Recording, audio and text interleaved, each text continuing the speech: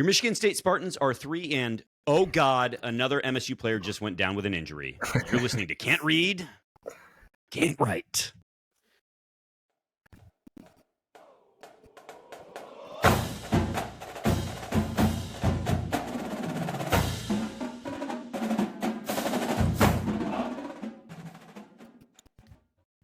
Welcome back, everyone, to another episode of Can't Read, Can't Write, the podcast that proves Spartans can talk. I'm Mike Jones, joined as always by the boring but dependable Kevin Greck, and out due to proximity to injury, Alex Plum. But just like the Spartans, in true next man up fashion, we're joined by Dante Razzano of the You Are the Program podcast. Dante, welcome.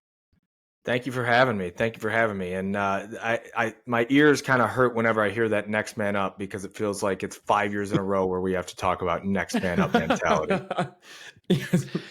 Well, we need it now. Hopefully that's real. Is that this was a segment that we were going to hit you with of like coach but let's do what's this real, one what's right not. now. Yeah. Is this everyone in the locker room's ready for it? They're just like, okay, here we go. This is my opportunity. Or is everyone a little uncomfortable with the amount of injury that has just happened in the last game? I'd say it probably depends who you ask. If it is the person that is given the opportunity, Sure, they are ready to go. But the rest of it, it depends who it is, honestly.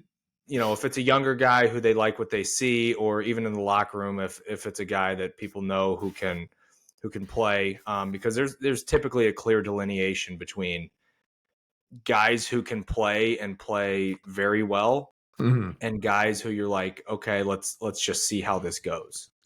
So, Okay. We'll see. And that's part of some of the excitement I think that I had coming into this year was they've talked about a lot of depth being added. Yeah. But that depth is being put to the test after a Youngstown State game, which is never awesome. But yeah, it is like, oh, great, we played an FCS team, we beat them, but it's like such empty calories because we didn't do so decisively, and it cost several guys, maybe for different durations, but still, it's just like, okay, great way to start, kick off the conference season with this. But anyway, Jonesy, you were gonna say. Oh, I was just wondering, like, is that true when, and we're hoping it's short term, but like when I think we can agree probably our best player, Nick Marsh, is one of those on the, like, there's got to be a collective, like, fuck, this is not good, right? Like, yes. Okay. When it's someone that important and the offense flows through them, yeah, it is. But I mean, hopefully, I have zero clue what even happened to him. It looked very similar to when he got hurt last year against Prairie View A&M, I believe. That's right, yeah. It was like a helmet to the knee, and I don't know if it was the same type of thing. But I think I hope he's not out too long, and if he is, maybe just one game. But we need everyone, especially on that offense, full go for USC. Yeah, I did see someone just posted an Instagram photo from Nick Marsh of a dog, and they were analyzing the reflection in the window to see if there was any noticeable. And I was like, that's my favorite reporting right there. It's the deep state reflection, Instagram story or cryptic Twitter post. That's always great stuff. Luke Fickle shoes. The classics. Nothing bad ever happens out of that type of no, you should come to your own conclusions and believe them in spite of all other evidence that might come to light. Just entrench yourself, dig deeper into it. It's fine. It's great. That's how society works these days. We, of course, want to thank everyone for listening. And if we could ask a small favor, please share the pod Spartans in your life. Rate, review, and subscribe wherever you get podcasts. And, of course, follow us on Instagram at Spartan_pod and Blue Sky if you're there at SpartanPod. Dante, let's start chatting about this game. MSU does win 41-24, which on paper, there's some distance there. But I think in the third quarter they were within one or two scores. Definitely didn't feel like the trouncing that anyone had hoped going into it. So, big picture, what were your takeaways from the game? The biggest thing to me was just, and I want to give Youngstown State credit. I know it's hard to give an FCS team credit, but it felt like, especially early on with their 7.5 minute drive to open the game, that the defense was kind of unsure of itself into how they were going to handle the quarterback. And obviously he came in with huge rushing numbers, and the linebackers specifically, there was a couple plays where, and I want to caveat all this with, Youngstown threw out just about everything in the first drive. They had two different trick plays.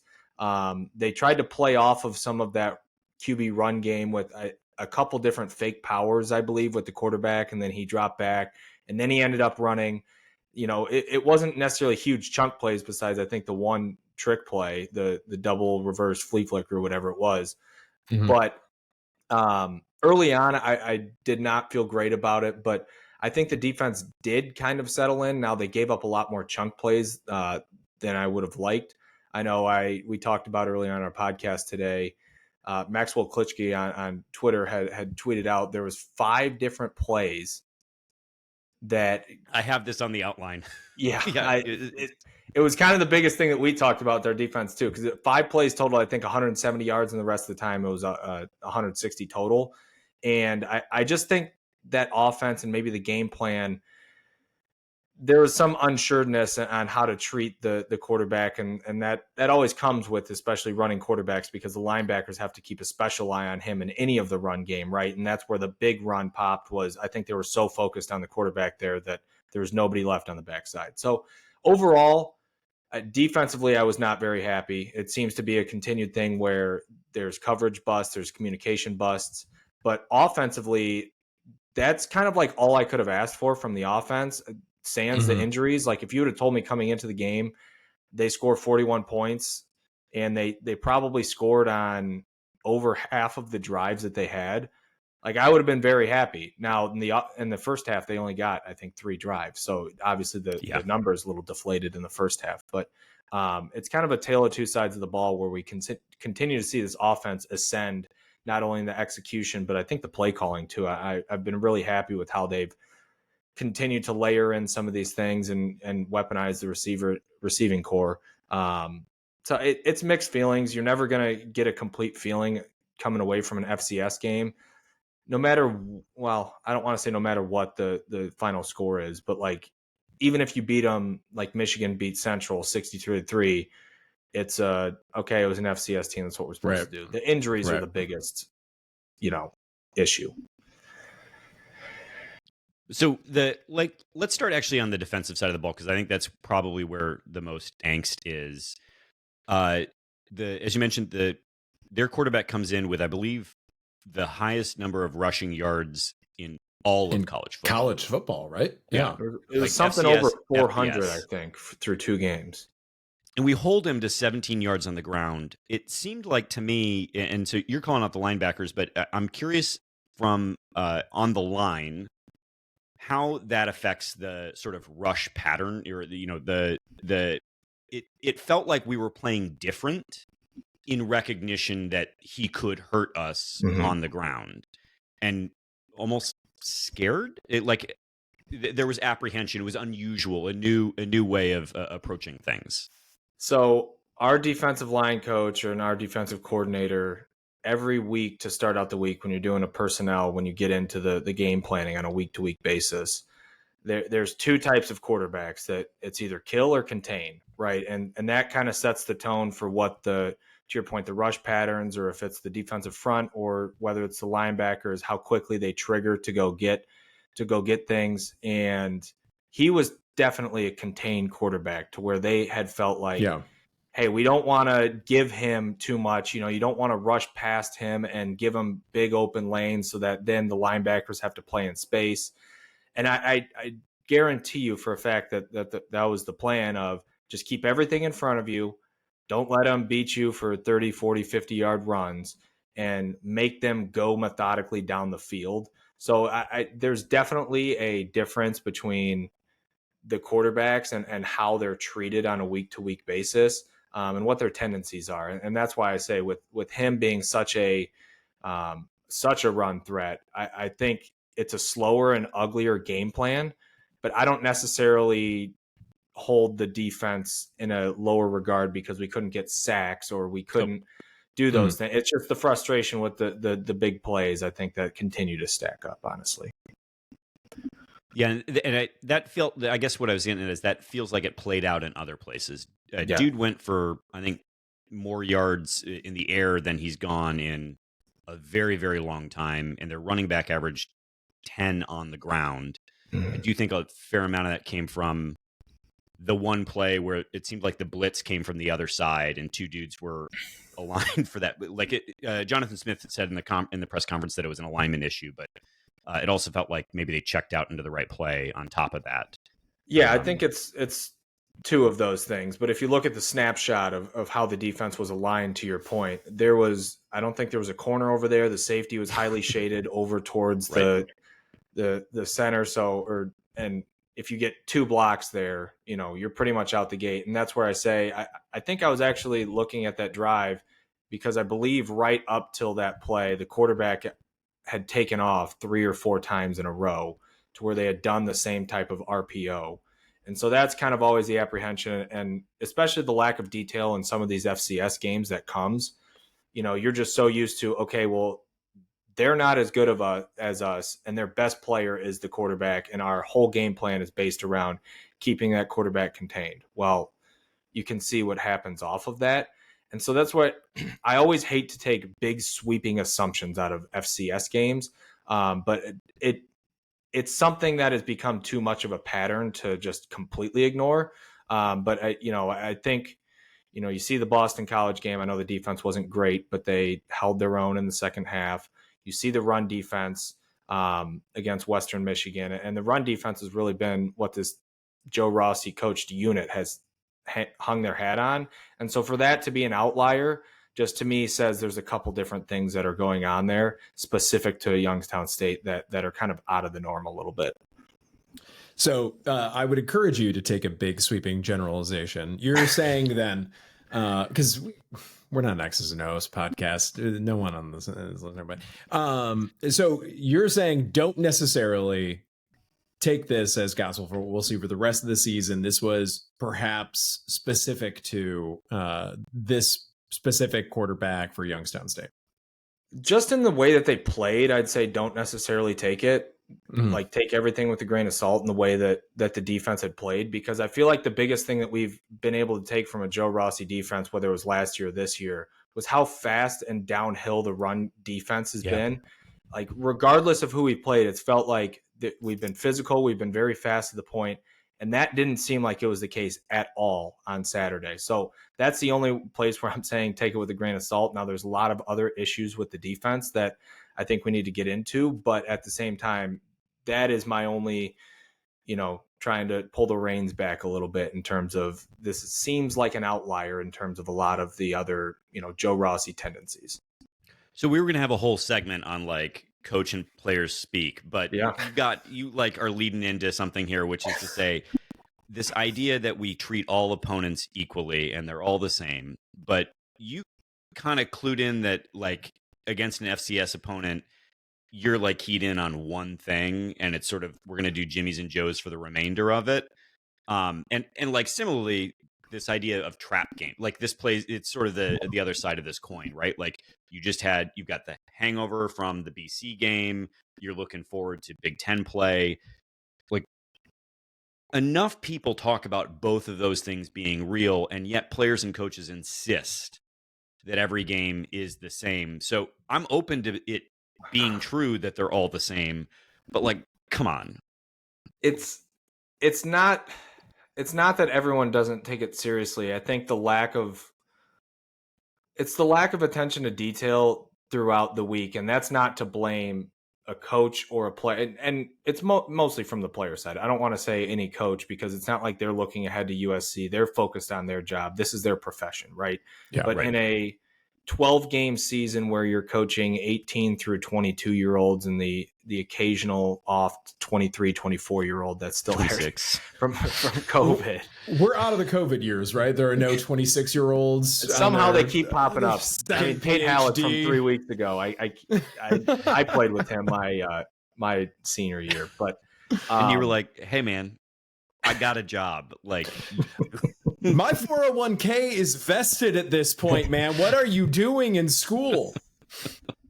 He's probably got a decent amount of degrees, but honestly, he's a great guy. I don't mean to throw him under. He's just like the biggest example I see because I think it's his 7th year. Regardless, I think it's just the lack of detail, not only like through the week, and through the week, everyone does the same thing, right? But when you can't tell me that there's no difference between a USC and your attention to detail in the meeting rooms, in your keys, in your tips, and everything that you review throughout the week, and a Youngstown State. And even furthermore, it's those little things in game, like all of that stuff builds up during the week of what you need to key in on, what you need to focus in on.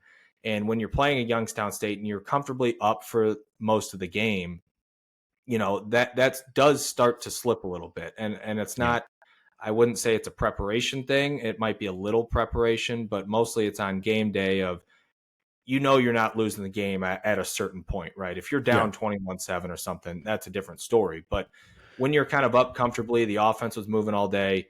There's just those lapses in focus and communication that we've seen. And, like that stat just pointed out beautifully of five plays, 170 yards. The rest of the game, they were great. So I guess 2 things related to that then. Do you feel like, and I'm sure you guys chatted about this, but like, is this something that can get buttoned up? Can this be fixed, or are we baked and this is just who the team is?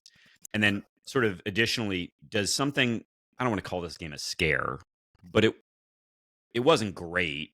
Yeah. Like, is that the kind of thing that is motivating for people to see, like, we got to take everything. Nothing can be taken for granted. I mean, I think it's definitely something that can be buttoned up. My only fear is, and granted, it's still 3 games into the season. Nakai Martinez has been out a majority of the year. Up until now. You've kind of had different rotating defensive backs. You have 2 new corners that are starting. Like there's a lot that has changed from last year.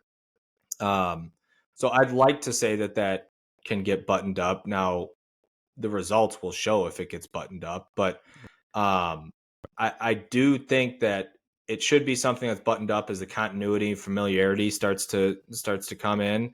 But at a certain point, you kind of got to take it face value for what it is. So that is something that I think should be able to get buttoned up. Like the Boston College, 2 of the touchdowns they gave up in the first half were just complete and utter, like, awful. Yeah, mistakes. Just fell apart. Yes. Yeah, the first one specifically, to where that's like one of the easiest switches in communication. It's just eyes in the wrong place. And so that needs to be coached up. But, we're kind of seeing it on a consistent basis to where it does concern me a little bit. And then were you asking motivation in terms of the Michigan State side of, like, that motivates us, or that motivates other opponents for when they watch us play? For us, like, stop fucking around. Like, we gotta get better at this, because if Youngstown State is hanging 24, 21, 24 on us, then I believe, like, it's got to be better. Yeah, because especially when you're going into USC, who's going to be looking for explosives in the home run ball all over the place. Yeah, I was going to say, are we going up against a guy that likes to sling the ball at all? Probably not. I don't think. It should be motivation, but at the end of the day, that's Coach D'Antonio used to always say in the locker room, and this is kind of separate but similar. Like, we tell this on our podcast a lot. He never liked when people were in the locker room pregame trying to like hoot and holler, fire each other up, do any of the stuff pregame to, like, what you would think a locker room would be like, rah-rah or any of that.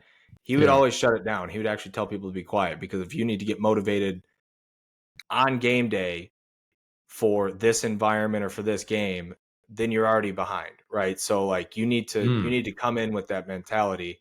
And I think it carries over into this. Like, if you need a bad performance against Youngstown State to get motivated about not making critical errors, not making mistakes, just doing your job, then you're already behind. So that's where it kind of is frustrating and I think worrisome. But at the same time, again, That's why it's hard to judge these things off of big sweeping, FCS team.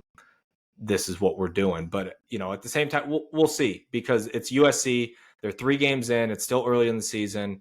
And I don't think anyone at this point has any assumptions that this defense is going to be a top 5 unit in the country, right? It's just about managing what they can and playing a game that they can win. So, I don't think this defense is going to be shut down. I don't think it's going to be anything that everyone's like, they come out of a game and are just fired up about. But at the same time, I think you have a unit on the other side of the ball that if you can manage and if you can limit explosives, if you can do all this other stuff, limit the run, make them one-dimensional, you give yourself a chance. And that's what I think they're trying to do. Yeah. College quarterbacks are notoriously not. They're prone to mistakes. So, like, if you can get rid of the run, you've got more opportunities. So let's talk about our offensive side of the ball.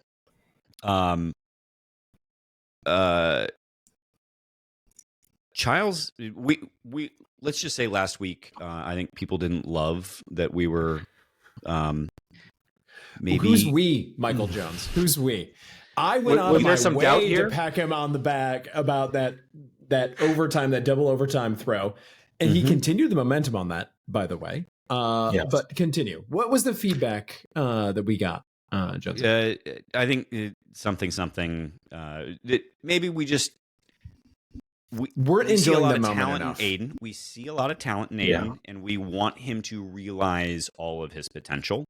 And so I think we can say that this was a fantastic game out of Aiden Childs, which is weird because he threw his first pick since Indiana last year. I hate the fact that he threw the it's not, none of it's his fault. I hate the fact that that's even on his stat line, because this was one of the most flawless games. Yes.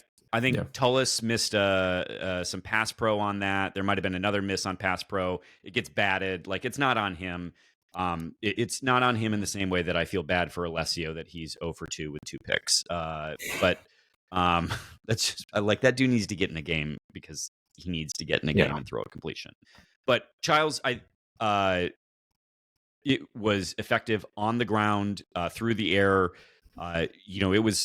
It was the Nick Marsh show in the first half. Racked up 94 yards in the first half. Goes completely gone for the second half, and I think it would have been reasonable to say, but the distribution was fantastic in the second half. Like, great game from Childs. Fantastic. Yeah, and big shout out to Jack Velling. He made an appearance. He exists. He's a real boy. Who knew?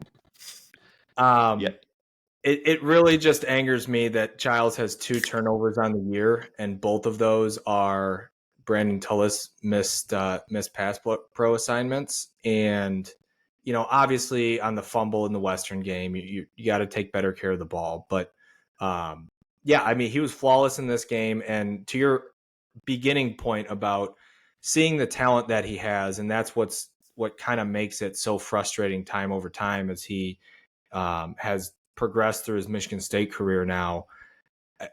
It's almost what's equally as exciting right now, seeing him put it together and say, all right, well, he still has all of this talent, and now you've seen 2 games of him put it together for 4 quarters and see what he's capable of for that amount of time. I think he's really, really interesting, and we'll see how he continues to progress. But I mean, you're seeing the full package come together. He's pulling it down at the right time. There was some throws in the first half that there was smaller throws, but the little details were really what caught me off. Is he threw one to Amari Kelly. It was like a 5-yard route towards the sideline. And immediately when he threw it, I saw a linebacker there, and I thought it was pick 6 all day. And he threw it to the outside, the only place that Amari Kelly could make a play on it. Defender couldn't get there. It's the type of throw that if you miss that at all inside, it's gone the other way. And it's just those little things. Even the Jack Velling throw down to the 1, it's a fake screen, and he throws it the wrong side, but it was to prevent a pick, right? Correct. The defender was inside. He throws it on a rope to his outside shoulder. Velling makes the adjustment, makes the catch. It's great. It's those little detailed things that I think you're starting to see him do more consistently. The turnover-worthy plays where it felt like they were all over the place early season last year. I don't remember a ton off the top of my head this year. that he's had that just haven't converted to like interceptions. I felt like there was at least 3 or 4 early season last year where it was throws that he probably got away with one. And that's the biggest thing is he's got to learn to utilize his legs, which he's starting to do. He's definitely starting to. Yeah. It's really exciting to see him put it together. And I truly don't know what the ceiling is on him because he's got all the arm strength. He's got the pocket awareness and just his ability to move away from sacks and like the Boston College play on 3rd and 8 is just ridiculous. Like those little things, he has everything. And so I always wonder, how does the coaching staff continue to develop him and call an offense around him? Because we've talked about this on our podcast of, do they try to make the easy stuff really easy, right? Is it the play action stuff, dump down 1, 2, 3 yard, in the flat where they can make a play? And then if you get in a 2nd, 3rd down where you're a pure pass set, you kind of all bets are off, but that you're kind of hoping that the defense sends a blitz because he's so good at evading sacks, and that's where huge plays can come from. So he really is the full package, and you're starting to see him put it together. It's going to be frustrating until, and I don't even want to say frustrating now, but it has been frustrating until you've started to see him put it together and really put it on display. Yeah. You talked about using your legs. Let's talk about the guys who do that full time for the team, because it was a big question mark, the running backs coming into the season. It looked like for a moment, maybe that hadn't figured out, but I think that's been thrown back into question a little bit. Frazier, 12 carries, 1.8 yards average on those. Aiden Childs by far the most effective rusher in this game. As we're going into league play, what are we back to square one with this unit trying to figure this out again? I don't think so. And I think it's a majority of the offensive line. If we can see the offensive line, Tyler Higbee on our show played offensive line for us, and he's consistently bitched about this for whether it was last year, the swapping of the continued rotation. And I get it from a standpoint of you want to continue to develop guys, but we're going to go up against USC where we need to score and score often, and ideally score on the ground. You want to have a ball possession game against them, limit possessions, limit, explosives on their end. That's going to have to be the game plan. And I think this offensive line has showed a lot of flashes. I think the center, Goldman's very good. I think Connor Moore has been everything that we've expected of him. The guards continue to rotate, which a guard rotation I'm not as opposed to. It's just when you flop the tackles, that's where I think you get into a lot of trouble. But I think Brandon Tullis, as far as a pure running back, is the ideal Jonathan Smith running back, get downhill. And I think you can still manage with Elijah Tolliver. I'm not as concerned about even Mekhi Frazier going down. I know he's kind of been the feature back, but I do think that it largely just relies on the offensive line. It feels like Moore is really fantastic at the beginning of games. Like we can just run on the right side constantly.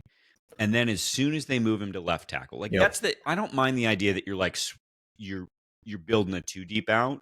Mm-hmm. It's the I'm going to move you to the other side and then bench you for a bit and then move you back to where you started. That it just, I don't get it, man. And I don't know ball, but I don't get it. But that's been a lot of the frustration, because specifically the Western game, when we were just creating massive holes and it felt like the entire right side in the first couple series. Yeah. It was right behind him and the guard, I believe. And they were just creating craters for the running backs to run through.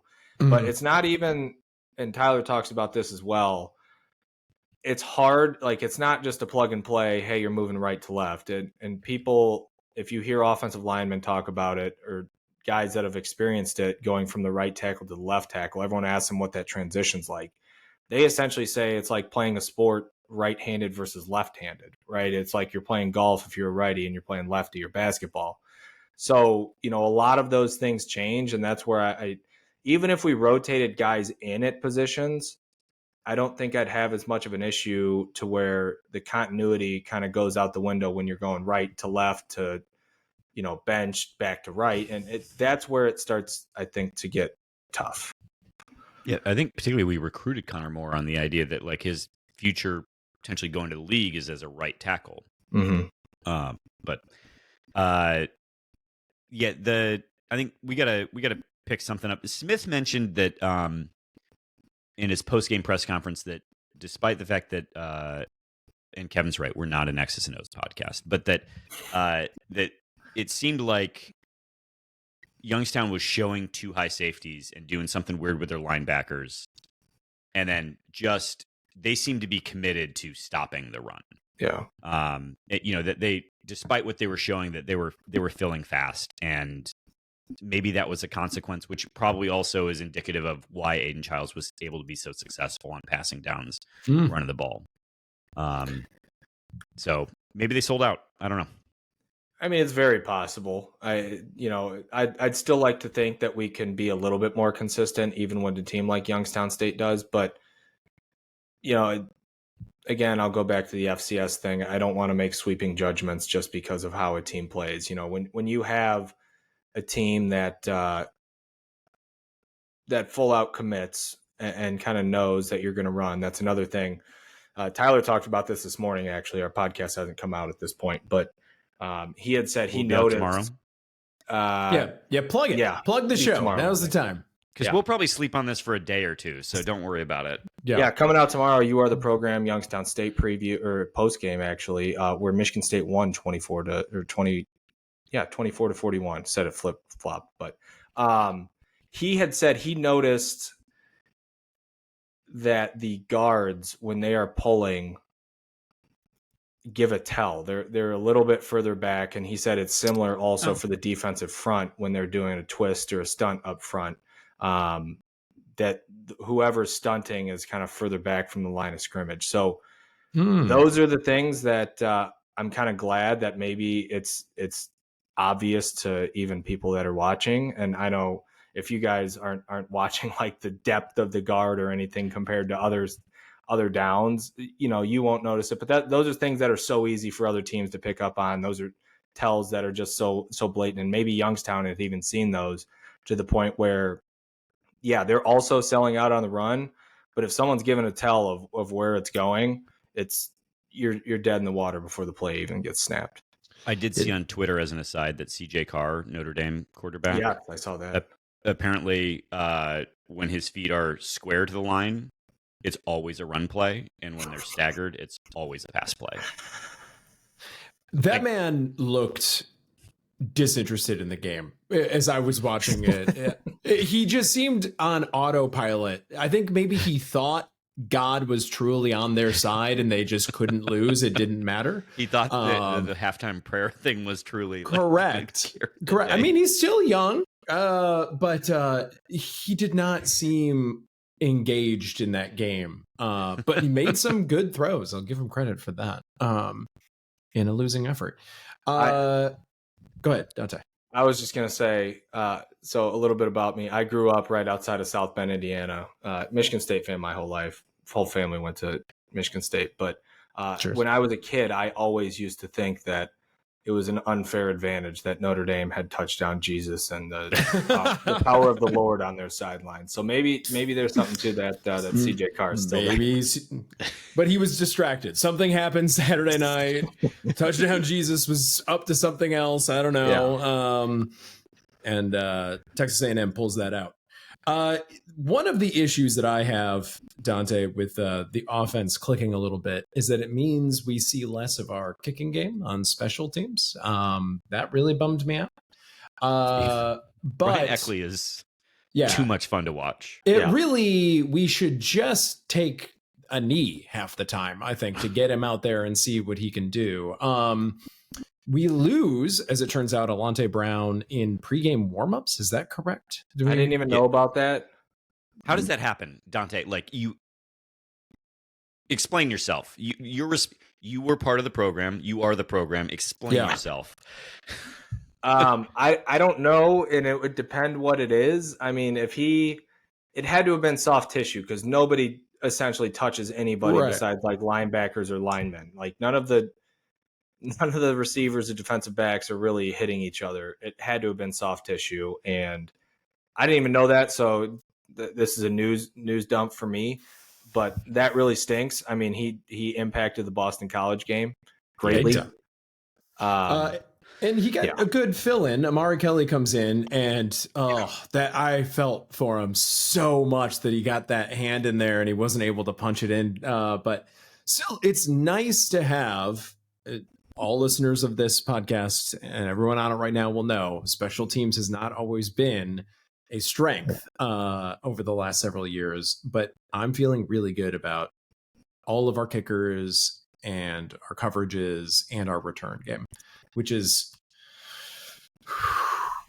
I just miss having your co-host Brian as the placeholder because that is a weapon. Mm-hmm. When you have the starting quarterback as a placeholder. Yeah, like why doesn't everyone do that?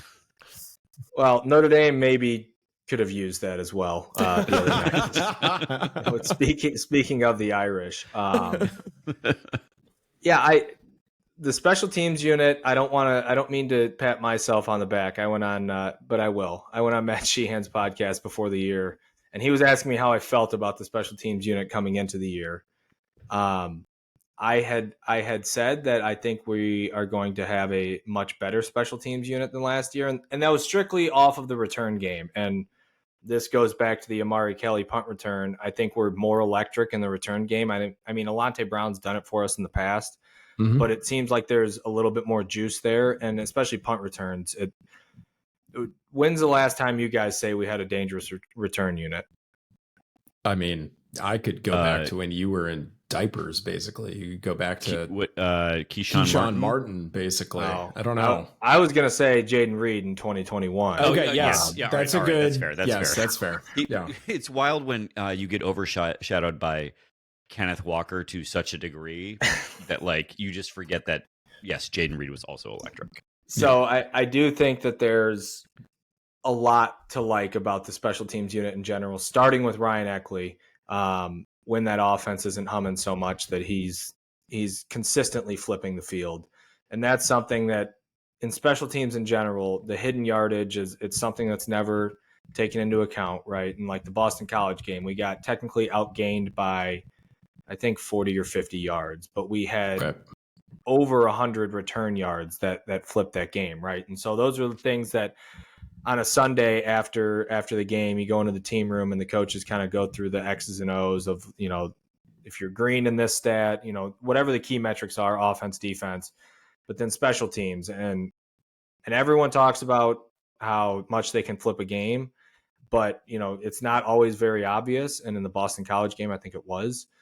It's been a huge development that the kicker has come along, Martin Connington. Mm-hmm. I think, I mean, we might have a kicker for the next 4 years, which would be electric. And so, I always say that the special teams is kind of I don't want to say representative of the program as a whole, but it always feels like some of the best special teams units are part of the best teams in the country. And I'm not saying we're part of the best teams in the country, but it's a step in the right direction in terms of having that unit, at least in all phases. It seems like it's in a very good spot. Yes. Yeah. It's a barometer of the health of the program. Jonesy, you have a bullet in here, and when you're at the game, you don't always catch everything, but you have here that the coaching at the end of the half. Oh my God. There were questions around that. What is this? Explain this to me. I did not see this. I forget the narrow distance. I remember this now. And then the kick, the field goal they get that flagged for, I believe, a false start. But they're running up. It's the intention was to spike the ball. Mm-hmm. Aiden says that Jack Velling was being held down, which contributed to some delay on the rush up. Did we end up getting the kickoff? Not trying to. Well, so we got called for the false start, which yes, we did, and then because we were able to then call a timeout because of run up. Yeah. So the question was around why are you even spiking the ball? Like just kick it. So Smith explained that their average play time is give or take 5 seconds. And with a QB sneak in particular, there was a thought that it'll probably go sub 5 seconds. Thus, they thought they could get a spike, sneak, and if they needed to, a kick. Yeah. But it was a running clock. I mean, you're playing on a razor's edge right there, and that's where. And in Spartan Stadium, the timeouts are not readily available on the screens. I was like, really? I remember this now. I'm like darting back and forth between all the different screens, trying to find how many timeouts we have. I'm asking people around me how many we've called. We're like counting. You're trying to pull up the sports app, but you can't because there's no signal there. Exactly. Yeah, this is a trend though. Like at some point in time, patterns of like I appreciate that Aiden saying Velling got held down. I appreciate Smith bringing data. Like I do. I respect that he brought like stats to the conversation and said like, look, this is the logic here. Respect the hell out of that. But no. I believe we're 3 for 3 at this point in time on weird fucking decisions at the half. Like they ran it and then got yardage and then threw it and then just took a knee at one point. Like, I don't know. It's wild. Yeah. To me, you have to immediately call timeout just knowing you get one play. Like you can't be cute in that scenario. And yes, again, we'll say it's Youngstown State, but you know, if that's a USC game and it's costing the game, you're down 3 points. You can't be playing around with that, right? You have to call the timeout. You know, you get one play to the end zone, and then you go into overtime. I guess it being the Youngstown State game, you know, if that's something that they drill in terms of okay, end of game, end of half, how quickly can we get there? Can we do this? That's something that's drilled, but at the same time, it always plays out differently in a game, and so. You know, I think like Georgia Tech, if you watched any of the Georgia Tech Clemson game, they ran their end of game to perfection to where they knew they weren't going to have any timeouts and they were going to call a run play to where they had to rush the kicker on, right? And so all those things they're all drilled. But at the same time, what was it, like a 30, 40-yard completion? It wasn't like maybe it wasn't 30 or 40, but it was still like 20. The one to Velling? The one that got us to the one. Yeah, that one was like 15 at least. And so you have to take into account like also the run time of people getting there. And if I understand that the clock stops momentarily for a first down, I don't like living on a razor's edge like that. You should just play it safe, not try to get cute of, well, we were going to spike it, then run a quarterback sneak and then timeout. Like, because even that gets messed up. If you want to do a quarterback sneak, what if they're on the pile and the ref doesn't call the timeout in time? Or you're relying on the officials and when they're going to blow the whistle. You're just asking for something to go wrong there. And so I would have just loved if, hey, timeout, you get one play. If it's not in, then you're kicking. So I did not like that at all. Dante, one last coaching question for you, and then we'll do a handful of sort of rapid fire things before we get you out of here. But Jonathan Smith talked about in the postgame that this week, he was sort of being asked about, did you take Youngstown seriously? And he said that they even did ones-on-ones for, I believe, the Tuesday and Wednesday practices, as if,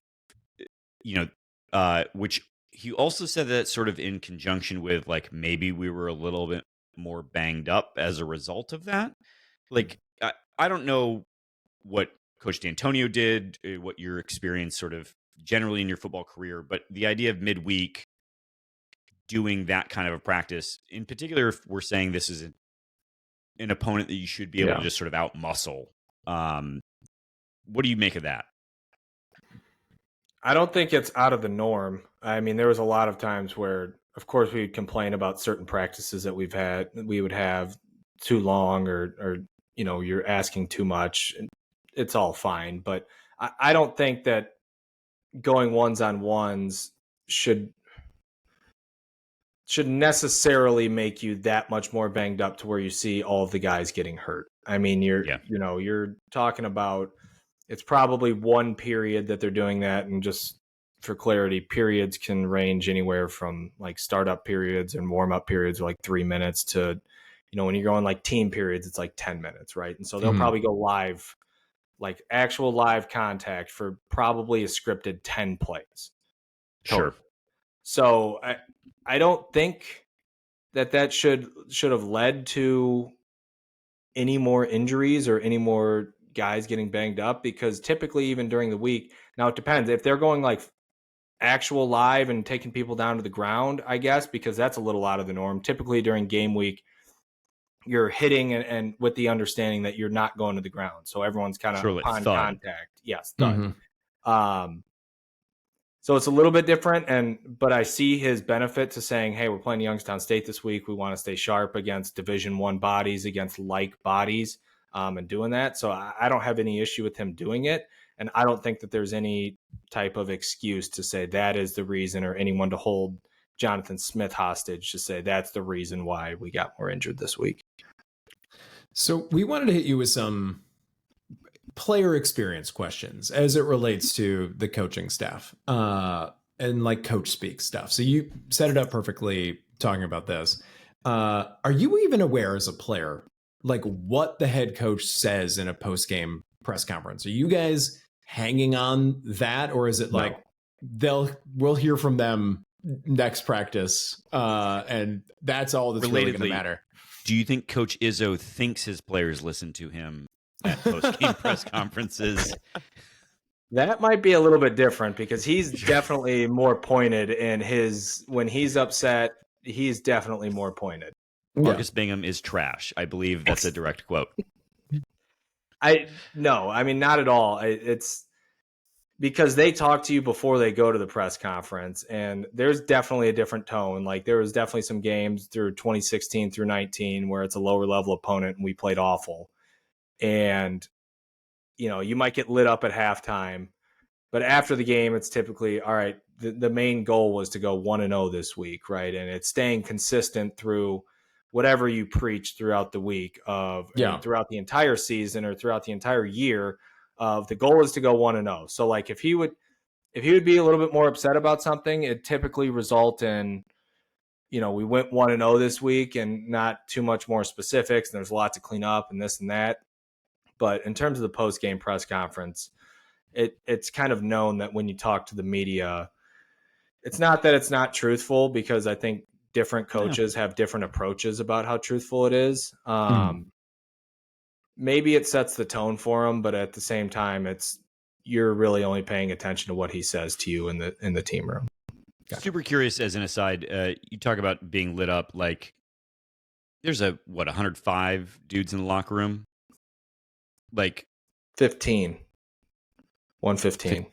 115. 115. Okay. Yeah. So who's really lighting you up, right? Like at some point in time, there's a scale issue there. Like Mark D'Antonio can't be walking around to every dude. So is it your position coach? Is it your assistant, the assistant position coach? Like who's really like saying, hey, you fucked up. Like you're not playing to our standard. So typically when you get in, and this is specific to halftime, correct? Sure. Like, sure. Whenever.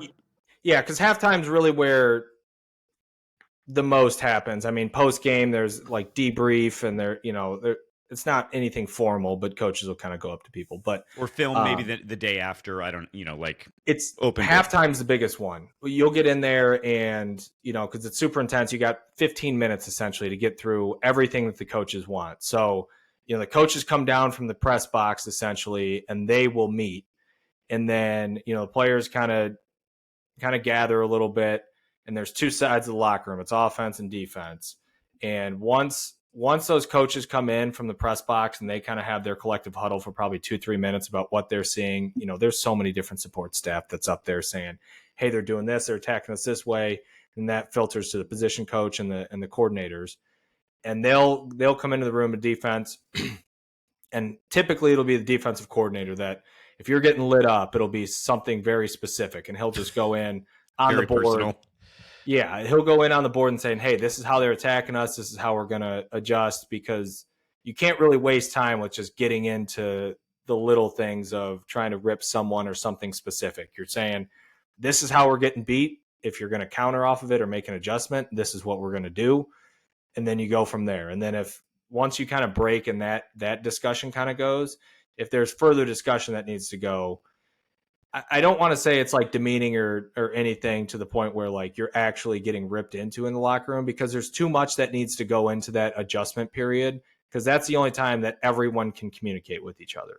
So I wouldn't say it's necessarily like getting lit up, but then Coach D'Antonio would come over, like if there was something very specific that he had seen or other coaches had seen that he wanted to drill into someone, he'd come down and talk to whether it's a specific position group, stuff like that. But when I say lit up, I don't think I was ever a part of a locker room. I'd heard some stories prior, but I don't think I was ever part of a locker room that was just, without giving away too much of the story, like just everyone sit down and like we'll kind of tell you what the hell is going on, and like you need to shape it up.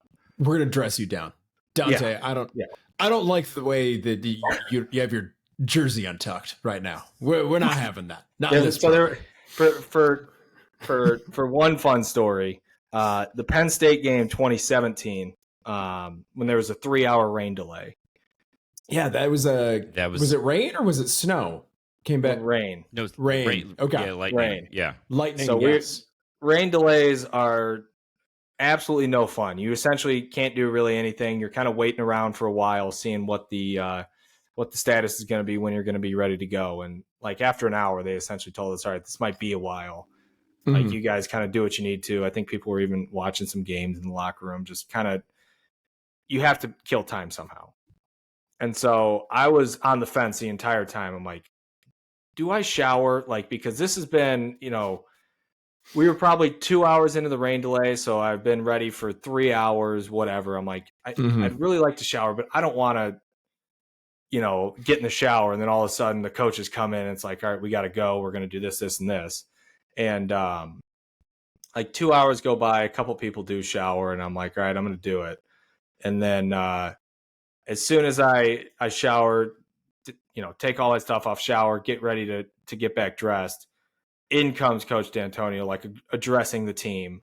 And I'm just like there in a towel, like walking on the shower. Towel, just dripping. God damn it. Like I knew this was going to happen. And yeah, that was, it's not like he was even like pissed. He was just like kind of like, what are you doing? Showering right now. So it was a, yeah, that was tough. It was not a great moment to get called out, but it was one of the funnier moments, honestly. All right, Dante, last question for you. You all on the podcast talk a lot of shit about other coaches. We've talked sort of about looking ahead on people, but you've referred to James Franklin as Big Game James. I believe Mike Loxley has been referred to as the September Merchant. Yep.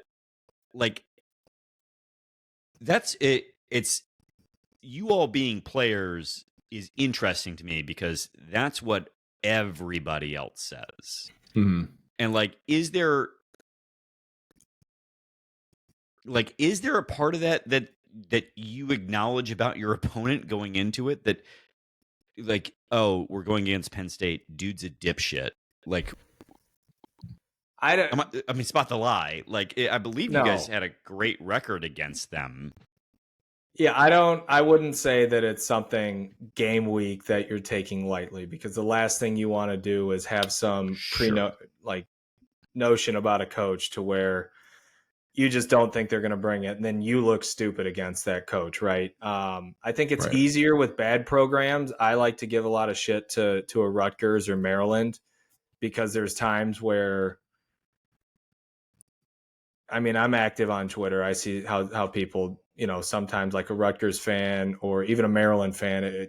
The funniest thing was the Maryland, I think it was before the, who were they playing? Northern Illinois, and it was before our game against Boston College, was saying, oh, well, Malik Washington's better than Aiden Childs, right? And then he goes out and does that. And I kind of sent a shot at him and like found the only one Maryland football fan, right?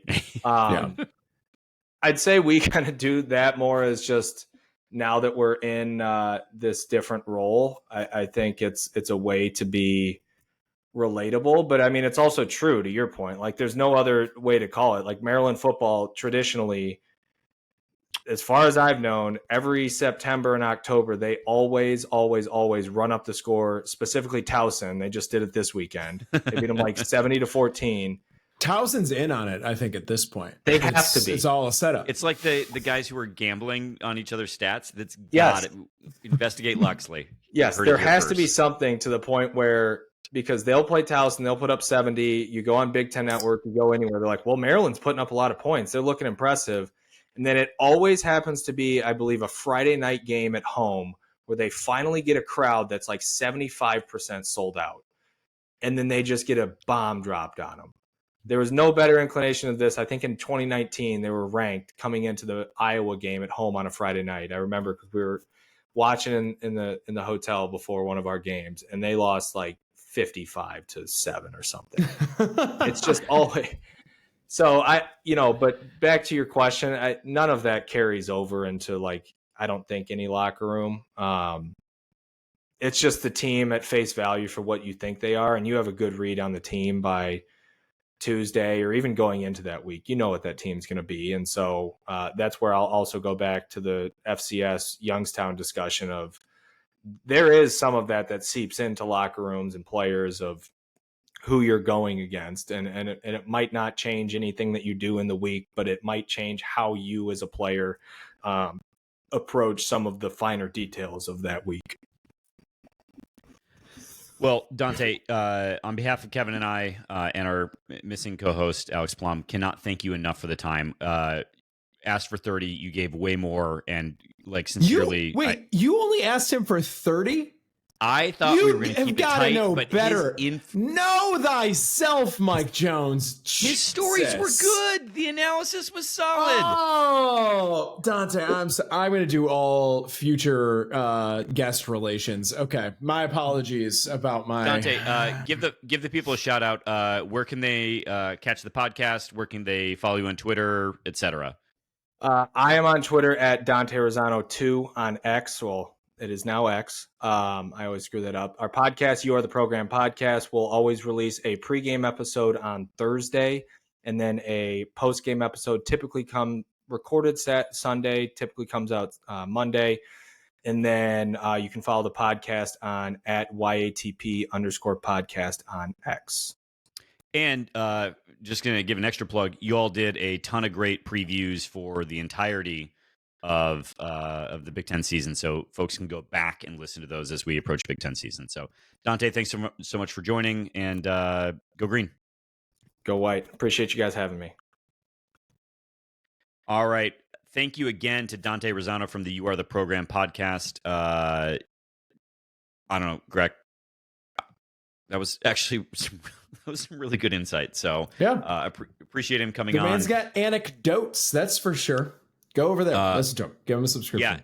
And if you want to listen to a excellent preview of the USC football team, just go listen to theirs. You're not going to get one on this week's podcast. Yeah, we're not doing that. We're not doing that. That's not why you're here anyway. Before we head off Grand River, I'm going to just plug a restaurant, if I might. Which one? Are you going to choose one at random? Is this going to be the 2-story McDonald's? Probably. You know what? They have a fine burger. Yeah, they have a fine burger. You can go to Pizza House. It's a fine pizza. But if you want excellence in burgers, if you want excellence in pizza, if you want excellence in home-style cooking, you should be going to Mama's Mercantile and Eatery. Oh, Mama's Mercantile and Eatery. That's who we're plugging. Okay, I got you. Yeah, it's on the Clear Lake Road exit on 994. That's Grass Lake, Michigan. So you can be coming from the Chelsea area. You can be coming down, what is that, M52? Oh, right? You're talking that little like back way that you can do. You kind of like skibbity doo on through. I don't know. You go through like you could be going down 96, and you could just be like boom, cutting down, going down to Mama's Mercantile. Mugs and Bubs territory on through there. Sure, but yeah. So be safe. But visit mamasmerc.com for menus, online ordering, and more. We've eaten there many a time, and it is great food. Check it out, mamasmerc.com. All right, Greg, let's head off Grand River very briefly. I'm trying to I remember. mean, we kind of exact- teased this, and we teased this by talking about collusion in between teams. Yeah. Dudes be making a little bit of money on the side, huh? We get a slippery slope going on in college football. We do. And I'm trying to remember what you said exactly when I shared the report. I think it was actually dedicated to the reporter. Mm-hmm. Mm-hmm. Oh, no. That was not the one. It was a different subject. Yeah. The NCAA has found that 3 basketball players at Fresno State and San Jose State, one of whom had transferred from Fresno, coordinated to place wagers on each other's performances. I feel like I flagged it somewhere else, but this is part of a broader investigation that's happening around this. We talked earlier this year about transfer players sharing the playbook and intel on injury status from one team to another. Yeah. Not great.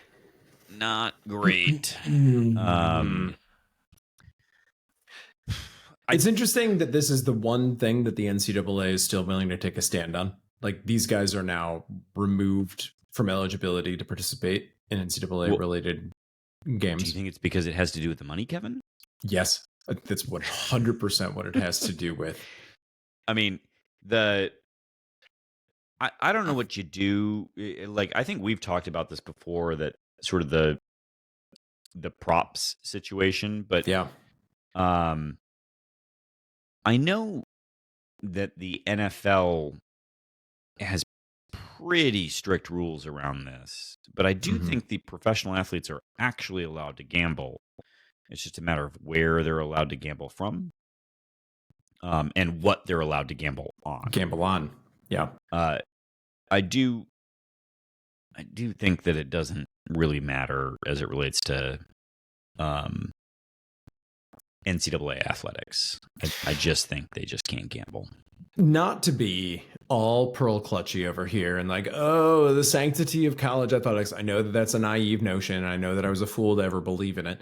But if we went ahead and decided we're not going to do player prop bets in college sports for a number of different reasons, I would be totally cool with that. Yeah, including the fact that I believe an NBA player has been suspended for life for manipulating his stat sheet. Yep. So I don't know, man.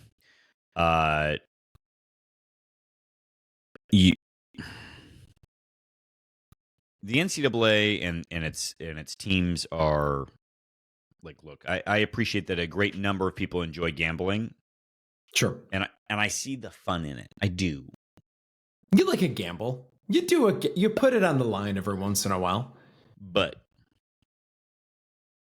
you are in a few different ways having a bit of a dance with multiple devils right now, between private equity, Vegas, I guess Congress, because we didn't talk about this. I saw a Big Ten lobbying commercial in the middle of the MSU game. They were asking people to call Congress. Call your representative and tell them? Yes. To pass the score out. Which one is that? I don't know, some dipshit nonsense that, like, probably some antitrust exemption bullshit. Great. They want the antitrust exemption without the unionization, so, that's great. But yeah, anyway, y'all need to you can't be advocating for sort of this pillar of innocence and bliss while also actively courting Satans at every dances, the devils that we're dancing with. Yeah. It's going to be interesting as all of this happens. It's just fascinating to me that this is the one thing that the NCAA still is like, nope, we're going to hang our hat on this. This is the one thing. And I get it. It kind of gets to like the core of, is this actually an athletic event or is this wrestling? Should we take some social media questions, Jonesy? I think we shall. And I'm gonna send this one to you first. And it's from our dear friend Mike Jones, who asks, why did it take Jack Velling 17 months to walk from Corvallis to East Lansing? Glad to see him finally show up yesterday. Yeah, we kind of discussed this when Dante was on, but the man I believe lives. You texted me something like this. Yes. There he is. I see him. It was like a Bigfoot sighting at first, but he made it count, man. I felt for him when he didn't get in the end zone on that trip on the 1 yard line. But yeah, it is like, bro, this was a long time coming, and let's get in the habit of this. Jack. Next up from Jason Fry, could Grush use his freakishly long legs to jump over actual penguins? Or would it be unsuccessful as Aiden Childs was attempting to hurdle the Youngstown State Penguin defenders? We did not discuss this. We probably should have in the scope of our discussion around injuries and how more were invited along the way. But I wanted to, but I was clock watching and knew that we were trending well over with Dante. So I believe Aiden Childs was asked tangentially about this in his press conference, and he told the other two players up there to stop laughing, and then got asked directly about it and gave the claim that on film he saw that defender tended to tackle low, and so his Omari Kelly and Jack Velling were in stitches at that explanation. Yeah. So as well, they should be. Next from Jason Fry. Now that UCL has fired their football coach, let's pour one out now for Deshaun Foster. Made it 3 games. I'm bummed about this, by the way. 3 games plus a season. Yes. I meant made it 3 games into this season before getting fired for performance reasons. How will we know which city the school is located in? This is a reference to in his introductory press conference, he explained that UCLA is in LA, as it turns out. Yeah. Who knew? I think the funnier thing is people seeing Jonathan Smith listed on the the names to consider. He's a California boy. Yeah, and that's a poverty program that's actively paying alimony to Cal right now. Yeah. Like there's no way he's leaving when he has $34 million guaranteed. Yep. If we fire him over the next 2 years. Yep. Also, I do actually think that that he is sincere and should be taken at face value, that he believes East Lansing a good community to live in and raise a family in, and that he likes that. Yeah. So. You'll recall it does not send a good message to other prospective football coaches when one of your football coaches leaves to go become the offensive coordinator at a much better program. Not usually how that works, and I think would be a big red flag for anyone else considering taking that job. Yeah. Next up from Joe Ashworth, happy 20th birthday to Aiden Childs, our little... Hey. Who is better on the field in front of a microphone and seems to be a better leader on this team? Who is better on the field in front of a microphone and seems to be a better leader on this team than last year? Question number 2, can the pod acknowledge growth in the fact that Childs was team MVP versus both Boston College and Youngstown State? I'm happy to acknowledge that he was the MVP versus Youngstown State and that he has grown a ton year over year. As I said at the beginning, look,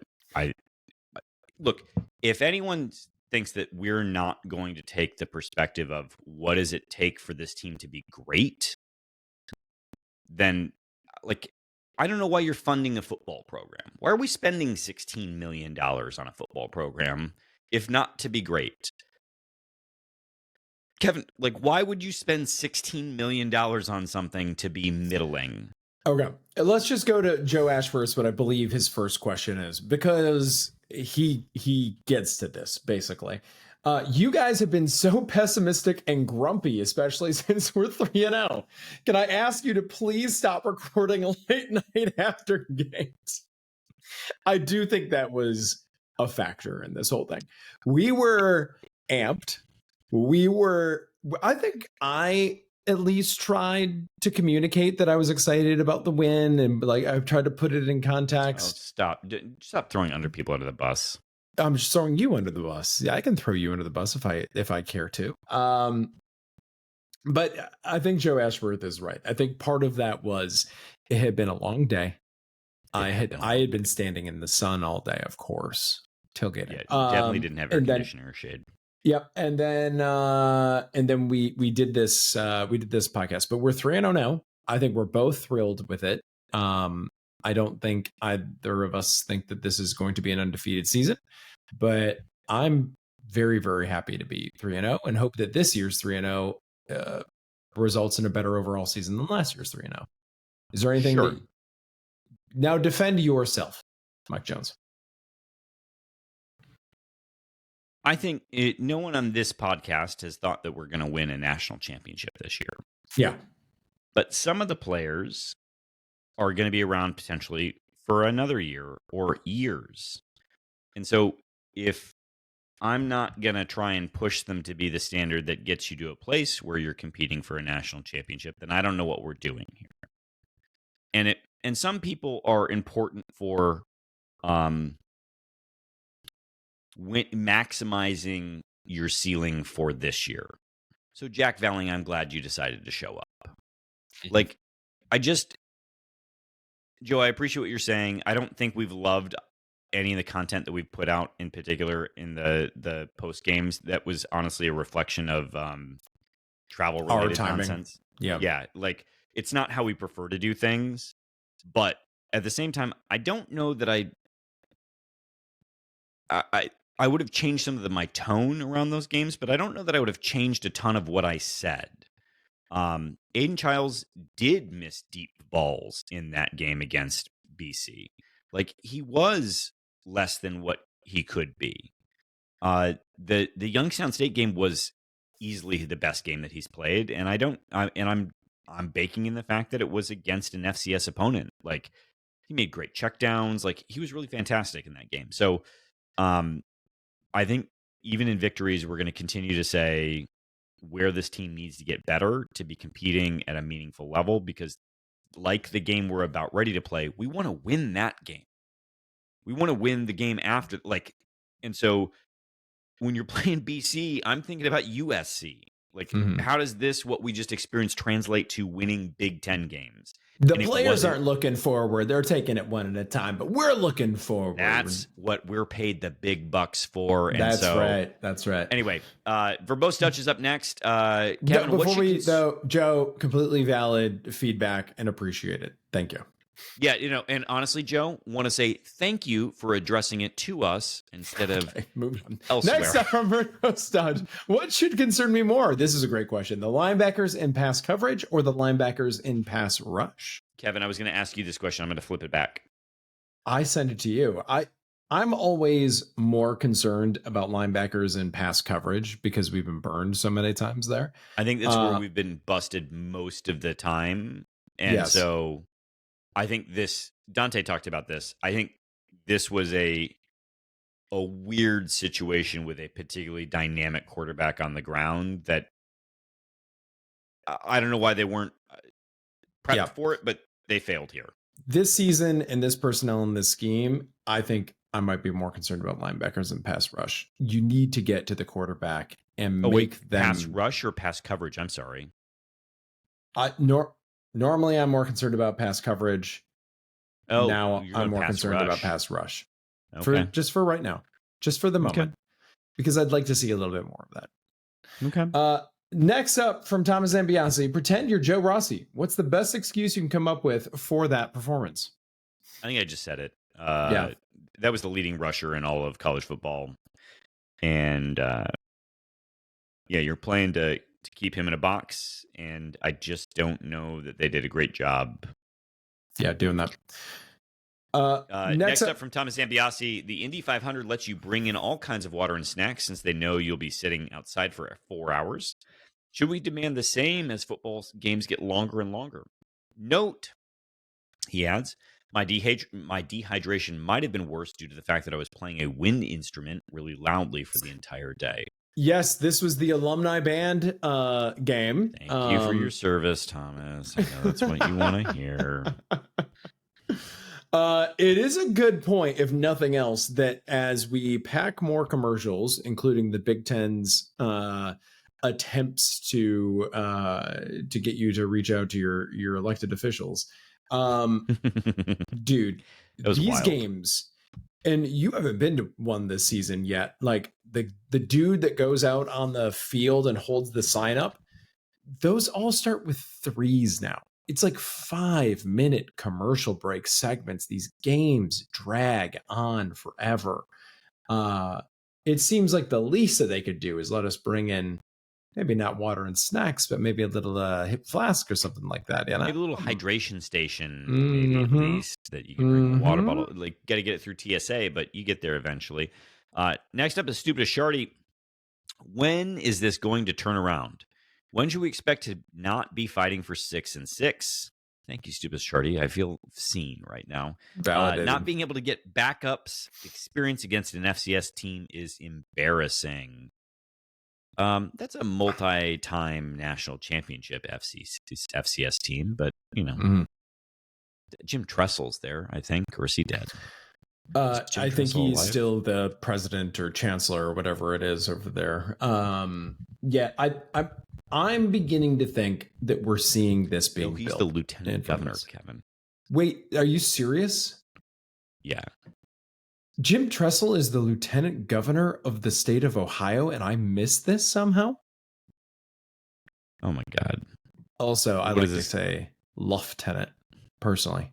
You can throw stuff at me now. I don't want it. I don't know what this is going to tell me about him, and I don't like it. Let's not do it. Don't go down this. I am with you, stupidest Shirtay, but I'm on train belief. We're headed in the right direction. You're Sunshine and Rainbows guy, not Demand Excellence guy.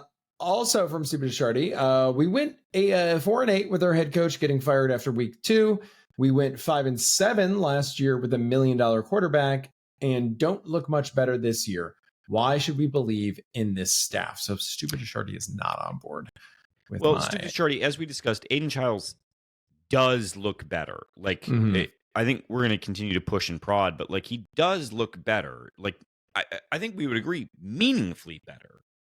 There's a whole half a season last year where he looked like ass. Caca.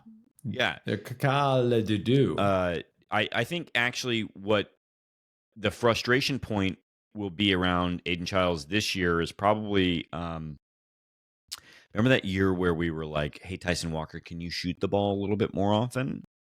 Aiden Childs seems to be playing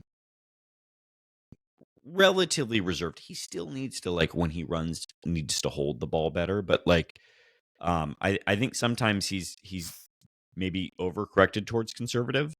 Apparently, like Jim Trussell, and like you didn't know that already. Like that was a mystery.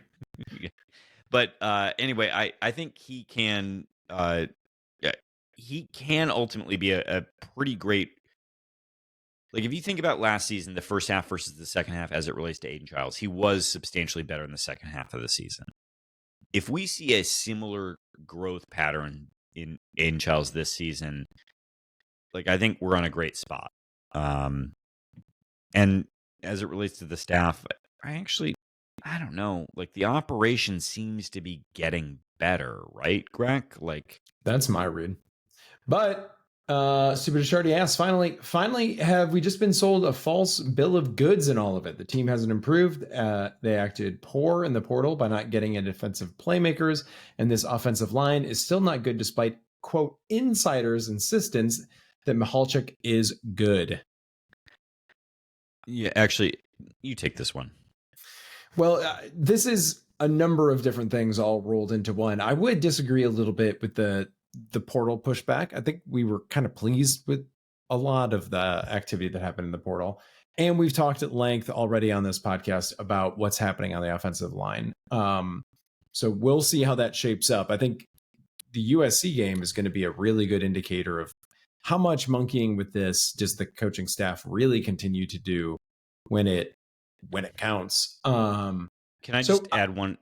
additional thing on Maholchik, and then I'll let you Yes. wrap here. Just a quick point that, like, if you go back and look at Jonathan Smith's record at Oregon State year over year over year, it was bad to better to good. flirting with good to really pretty good.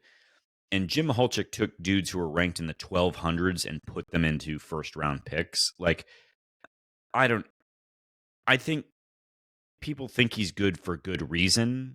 Whether he's good here, I don't know. Anyway, that's all I got. Okay. Next up from Detroit Detective Ben. Hey there, longtime listener, first time Skeeter. Det Ben, and I don't think. Oh, Det Ben. Maybe Det Ben. Maybe Det the Ben. B Det is- Ben. Yeah. Anyway. First time, long time. Appreciate you. First time, Det long Ben. time Skeeter, and I don't like that. I don't want that to be a thing. Don't look that gift horse in the mouth. But anyway, Ben, welcome. Happy to have you. Thrilled to have you. Yep. What does this team need to do to actually make us feel good about it? I can't tell if the cynicism of this team is genuinely earned or just a product of watching this program since 2015. I think there is a lot of damage that this fan base has sustained. We got our little oasis from the Kenneth Walker year, where they also had multiple NFL wide receivers, which was just touched on as well. So I think there's some scar tissue that's been built up. And that is informing some of these takes. I know it is for me. I think when I look in the mirror, I see a guy that thought we were on a certain trajectory after 2016, and that has not come to pass. And it's been a long time now. So And saw a trajectory. yeah, Like under Mark D'Antonio, you got to 2016 and you saw that it's possible. Oh yeah, more than possible. It can be sustained. Next up from Spartan 18770, why is there a segment of this fan base that has the sky is falling mentality every time the program faces any adversity? I'm not quite sure what you're asking here. Is it the fact that people live tweet the game like their fucking house is on fire? Like, because I also agree that that's the fire so-and-so every time, a negative play or a explosive play happens is, come on, like, let's chill. But I don't know. Is this targeted at us? Is this also us being to demand excellence? This is more feedback from everyone in the Twitter question. Anyone who submits feedback for our shitty podcast the last 2 weeks, here gets a gold star. We support you giving us feedback here. Next up from Spartan 18770, what percentage of us fans over the age of 30, that was I'm in cognitive decline because I'm in this category, will be able to stay awake for the entirety of next week's game, which, if you have not seen, kicks at 11 Eastern. So we gon' be sleep banking. I heard that Mel Tucker is coming back as in a consultative role to prepare the team for this West Coast trip. I know how Jonathan Smith can welcome him as a consultant just to make him feel right at home. Yeah. I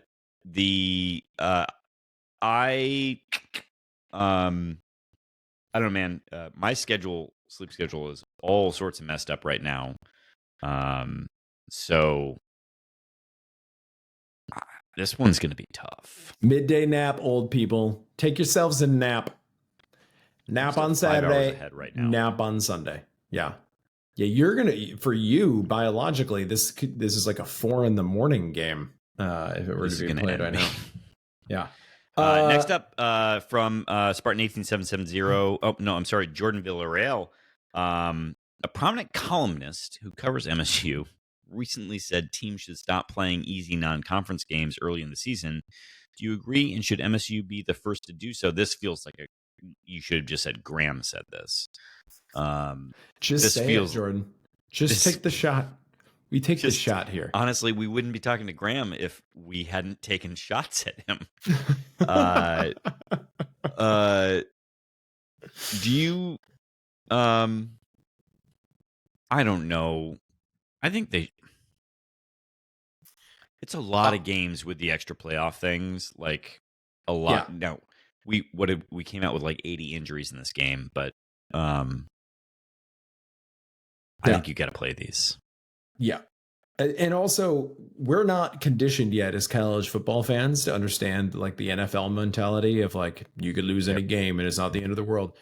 See 3-0 team, and there are elements of the fan base that are in just free fall right now. So I think these little tune-up games are still kind of part of the fabric of college football, and in some ways are becoming more necessary, Jonesy, as you pointed out, as the seasons are lengthening out. So I'm not that worked up about these types of games. I think the problem in this case was Youngstown wasn't easy enough. If you're going to do one of these, if you're going to do one of these, make it count. Do a horrible FCU team. Yeah. FCS team. And also, I just want to be clear. I actually think this team carries the over. Like, I know we've been pretty critical, but like, I think this team carries the over. You're saying season win totals? That's what you're saying? Yeah. I just, you hope for more. You always hope for more than just beating the over. Yeah. And Jordan has a great question, and one that we weren't able to talk about because we chose not to preview USC. How important is the upcoming USC game in setting the tone for the rest of the season as the first away game and conference opponent? I kind of hope that this still feels like a non-con. Like, yeah, because it's entirely possible that USC puts up some points on us. Yeah. I don't think the USC game in particular, Jordan, is that critical, but these next two, USC and Nebraska, taking one of those, splitting that sets you up for a nice little season, and one where we would stop getting questions about like, is this program headed in the right direction? It would solidify that. Which would be nice. You go 0-2 across these and maybe even look shaky in one of those, then you need to beat up on UCLA to start feeling better about yourself. Then you got to be a bully. And then we need to split one of Indiana, Michigan, or take at least. We're going to take both of those. I take back what I said. We're taking all of those. 5-0 across the next 5 games. I'm going to give this next one because my dog's being a sociopath right now. Mm-hmm. How soon before Youngstown State moves up a level? They've got to be the best FCS school, right? Right? Yeah. Are we at the Cope store right now, Mike Jones? As far as our various Copes go? Provide all the copium. This is a good Cope. If you're looking at all the Copes on the shelf, pick this one up. The analytics, as I understand correctly, make it look like maybe Youngstown somewhere in like a middling MAC type tier. And if that's the case, it's not so bad. We can cope.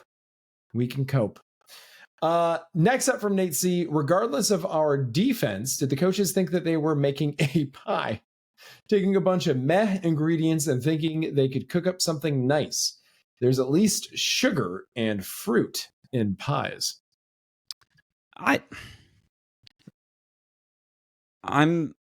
You know that we would have thrown this question to the listener guest if he was here.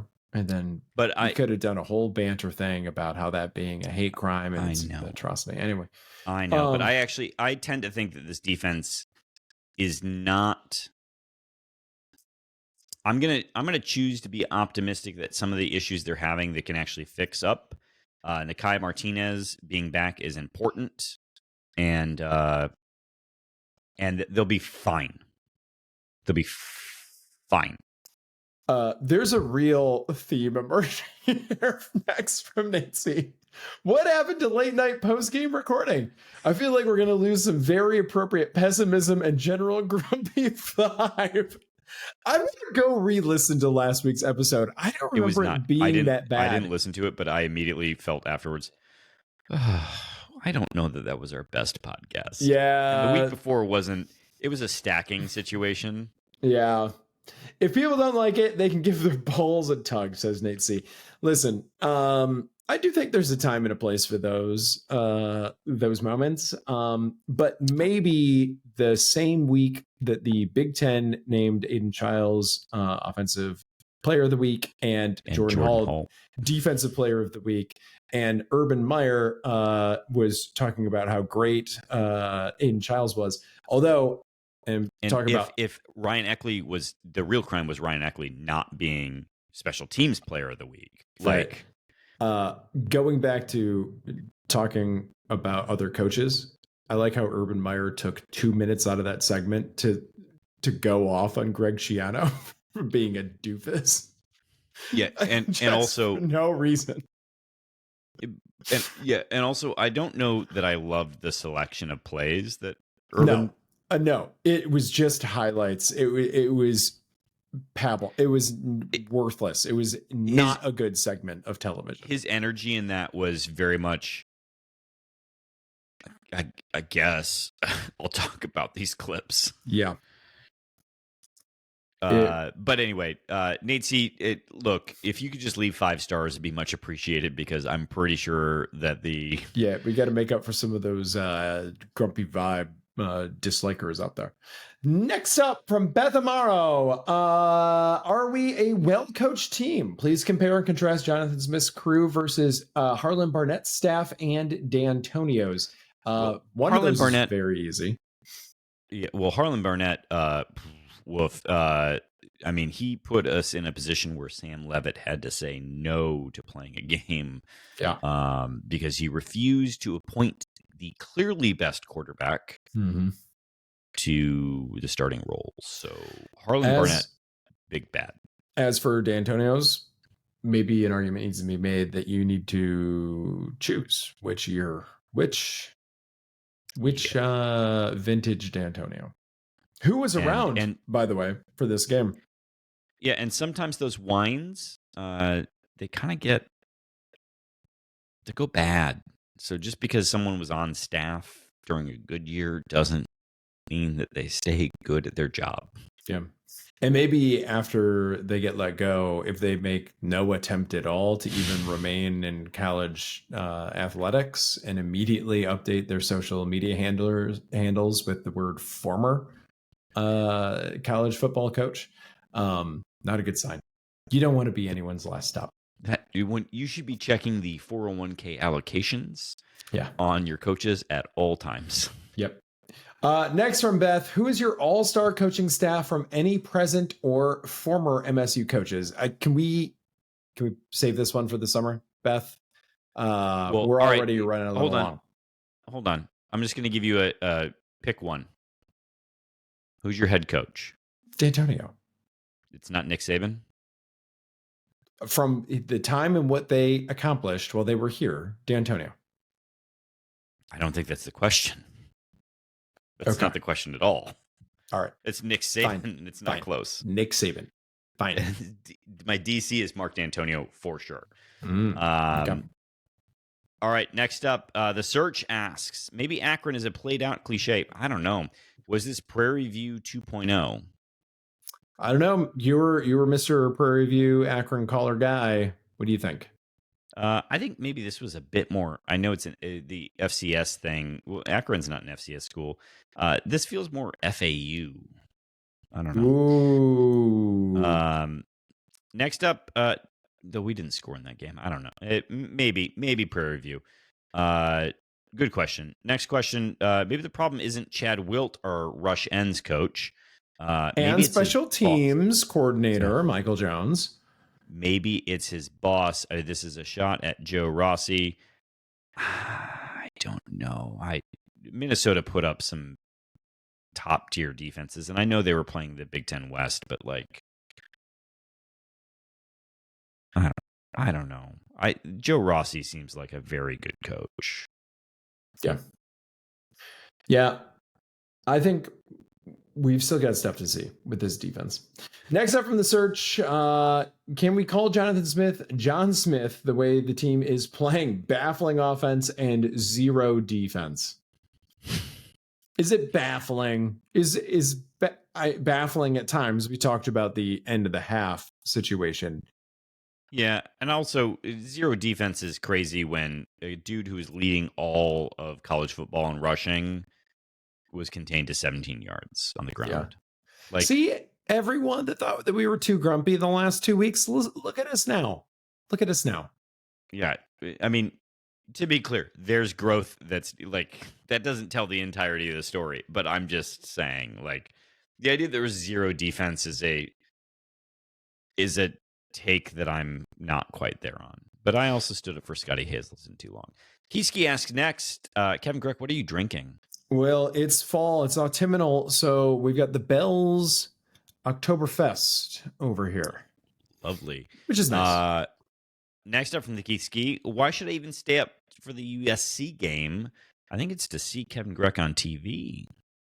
Maybe not. And finally, from the Kiski, name one rules change to CFB that you think would make the viewer experience better. Get rid of the 2-minute warning. The 2-minute warning? Your 2-minute timeout, I believe, is what the Big Ten insists on it being called. But like, I mean, if you want me to change one rule, it is get rid of a fucking TV timeout. Like, Yes, absolutely. It would like be that's anything related to commercials and TV timeouts. Yeah, that rule does not have a purpose. No, there was no one asking for that rule. That was not a necessary rule. It doesn't make sense why you would stop the clock inexplicably at one point in time in the game versus any other time. That is purely to sell more ads. That rule can get fucked. Yep. And these TV breaks are strangling the in-person experience, which is a part of why people love college football. And it gets to the just sort of hollowing out of all of our institutions that we talk about every episode or every other. And now we can be grumpy. Wait, can we just no, I love college football. I love the NCAA. I want to blow sunshine and rainbows. I'm not going to be a demand excellence person. Next from the Protect Jerk guy, what's worse, offensive line or a defensive line? Defensive line. Yeah, unfortunately, that is the case. Next up, will you be watching the USC game live or on tape delay? Come on, Upper Deck Jerk guy. We're going to be watching it live. Come on, bud. And then for all of you people who are like, oh, you're so pissy after games, we're going to record live. That's right. 4 a.m. 5 a.m. Drunk as shit. Next and finally from the Upper Deck Jerk guy, why do I feel so defeated by an undefeated team? Apparently you listened to us last week on loop. Yeah, you Clockwork Oranged that into your ears. I don't like. I think that's fair. This was an uninspiring win. I am taking some solace in what Dante talked about today. Yeah. That like maybe don't overload your stock on an FCS opponent. Yeah. Like, it's also worth calling out. This is a program that saw a 3-0 start last season and then did not go to a bowl game. So there's. Is that it? Anyone else?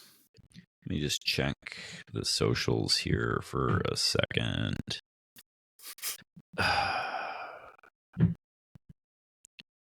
Oh, okay. All right. Next up, Mamopleaf. Were any of you able to enjoy the Marching Band Alumni Day halftime show, quote, Hall of Fame, end quote, celebrating the great basketball tradition at MSU? And bonus points if you know the number Izzo wore playing basketball at Northern Michigan. Well, it just got retired. These aren't related, though. Great song choices by the alumni band. It was Round Ball Rock to start, which got me all like SNL up there. Did you sing it? Got pretty close to bringing in the lyrics. And I think they probably could have brought Cohen Carr out to dunk the ball. Anyway, they didn't. Into a Tuba would have been better. Oh yes, that we'll leave a note. No more dot the I on Script Ohio. Going card dunking into the dunking tuba into is tubas. the play. And then they did Rubber Band Man, which is a bop. So yeah, I did get to enjoy the Marching Band Alumni Day halftime show. So big thanks to everyone that comes out for that. And finally from Mamapa Leaf is the Detroit News headline by reporter Eargood, quote, "Injuries, shoddy performance, mar MSU's victory over Youngstown State, a valid report." I don't know, Mamapa Leaf. Did you listen to this podcast? Yes. That's it seems In fact, fair. I think that's going to be our episode title. Greg, this was a great time. As always. Thanks again to Dante. Yep. If folks have not followed Dante, rewind to where he gave out his socials. We will certainly tweet them out with this episode. But give them give their podcast a listen. Give him a follow. And Kevin, big game next week. Let's go. Go green. Go white.